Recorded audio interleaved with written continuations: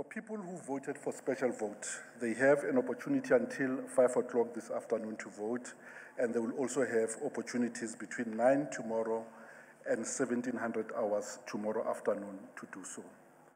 Kulandela imbiko esabalale na yonke inkundla ezokuxhumana ngamabhokisi amaphepha okuvota atholwe ezindaweni ezingafanele ikakhulukazi eHammersdale eThekwini. I-IEC ixwayisa abantu ngokuthi bakuqaphe kakhulu abakuthola ezinkundleni zokuxhumana ngezinsolo zokwebiwa kwevoti. There are videos in circulation that depict ballots being marked.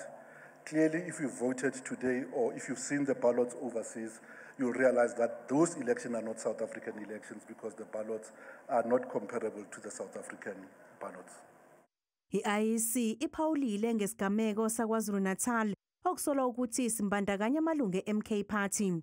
The incident in KwaZulu-Natal, the provincial electoral officer had an occasion to meet with the leadership of the party involved in KZN, and they've established their basic rules of engagement around the work that is taking place of elections.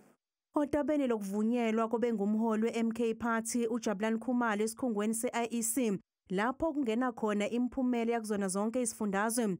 I-IEC ithi akekho onqatshelwe kulesi sikhungo. One issue of Khumalo being here, the Rock is a public facility created primarily for media houses and contesting political parties. Bangu 1.6 wezigidi abantu abavunyelwe ukuba bavote ngokukhethekile okusuka namhlanje kuze kube kusasa.